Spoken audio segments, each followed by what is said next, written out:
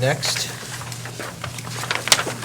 I'm going to move the good of the cause now. So next is the good of the cause, where members of the public are invited to express themselves on school-related matters of concern to the residents of town. To allow for everyone to have comments. Individual comments are limited to 5 minutes. Members of the public are reminded this is a televised meeting. Please address individual student or staff issues first with the appropriate administrator. So anyone wish to address the board? And it's a little bit quiet this evening, so seeing no one, I'll close the public portion. Next, we have something far more interesting, 3 budget presentations. We have People, Transportation, Information Technology, and Facilities Management. So I will turn the rest of this over to Dr. Valesky and Mr. Giuliano. Mr. Giuliano, do you want to set the lineup for the budget presentation? Well, as Mr. Simmons just noted, we have 3 budget presentations. First up is Ms. Joyce Forsberg, Manager of Transportation Services, to talk about Buses. the department's budget. Buses. We're talking about buses tonight, Yes. Ms. Forsberg. But our buses run on fuel, right? Yes, our buses do run on diesel All right, fuel, well. but I'm looking forward to the solar buses. I'm We'll get there. very excited to hear that it's Or not a monorails. dead Maybe we issue. can build monorails around. That actually might help us. Might be with cool. that. That would be very good. Above Route 18. Sounds like pretty cool idea. Good evening. My name is Joyce Forsberg. I am the Manager of Student Transportation Services. Thank you for the opportunity to meet with you this evening to discuss the Transportation Department's budget. First, I would like to provide an overview of the department's responsibilities. Our Transportation Department has a complex and extensive operation which is vital to the education process. Our primary goal is to safely transport students throughout the district and the state.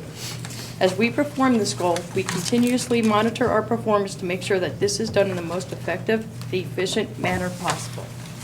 In total, we are responsible to provide transportation services to nearly 6,500 East Brunswick students to and from school each day. We are responsible for providing and arranging transportation for the students that attend charter schools, non-public schools, and out-of-district schools. We also provide numerous other transportation services throughout the district, as we are responsible for coordinating trips that directly support the curriculum, extracurricular activities, and athletics. The Transportation Department's efficiencies and cost-saving measures serve to reduce costs for those such as athletics, band, and music programs, and in-community programs.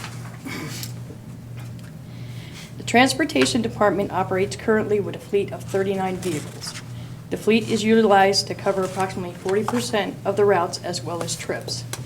This has significantly improved the district's efficiency. The remaining 60% of the routes are services through service contracts with private companies. Several years ago, the fleet replacement program that was initiated to ensure the reliability of equipment and to control vehicle maintenance costs. This has proven to be successful as new vehicles are purchased with 10-year extended warranties rather than relying on the limited manufacturer warranties, and has added significant value on resales of the buses. The Transportation Department has met with some difficult tasks this year. Driver shortages continue to be experienced statewide, and East Brunswick is no exception. This shortage is the result of changes in the requirements and testing to obtain a commercial driver's license with the proper school bus driver endorsements. The Transportation Department has been operating with a shortage of staff for most of the year due to absences and general turnover, and the availability of substitute drivers is very limited. While we have taken various measures to ensure services continue, and we have managed to maintain the safe pickup and return of our students efficiently and in a timely manner. Still, it has been and continues to be a challenge. The budget recommendations presented in the draft report represent very modest increases. These are mostly related to the state-established contracted services CPI of 0.3%. In the request section, you see a recommendation for 2 part-time bus drivers. These positions are sorely needed to help ease the personnel shortages. I want to thank the board for allowing me to make this presentation and for your continued support of the Transportation Department. And I also wish to recognize our staff who work diligently to provide safe and efficient transportation services to our students. The board's continued support has been essential to the success of that mission. Okay, if there are any questions regarding the transportation budget, I'll be happy to take them at this time.